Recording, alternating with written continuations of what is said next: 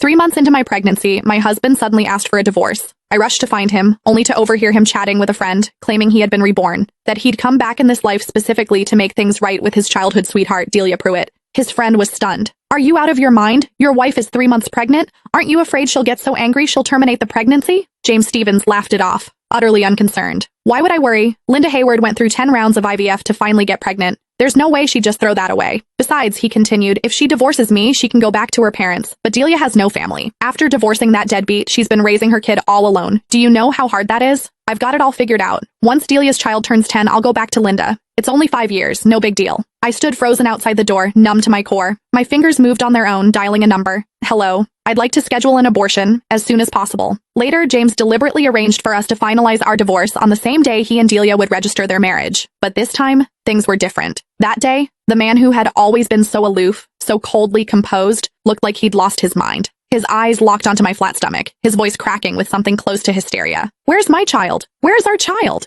You promised me you wanted to have a baby with me. Linda, are you sure you want to go through with this? After everything you went through for this baby?" My mother's voice broke over the phone and guilt twisted in my chest. She had been the happiest person in the world when she found out I was pregnant. She knew what it had cost me, a full year of choking down bitter herbal medicine, 9 failed IVF cycles. It wasn't until the 10th attempt that I finally conceived. The moment the test results came back positive, my mother had wept with joy. She believed that with a child, James and I would finally settle into a real marriage, that he would step up, become a responsible husband, learn to put family first. But today I realized how terribly wrong we had both been. The phone rang, sharp and insistent. I answered mechanically. James's voice cut through, cold and harsh. "Linda, how much longer are you going to drag this out? Even if I can't divorce you while you're pregnant, the moment that baby is born, I'm filing immediately. And let's be real, raising a child costs money. You've done nothing but sit at home since we got married, eating my food, spending my money. All you do is a little housework, that's it. No one's going to want a woman who just gave birth and comes with a brat attached. You have no income, no prospects. When the time comes, you won't get to keep the child. You won't get to keep me. You'll have nothing."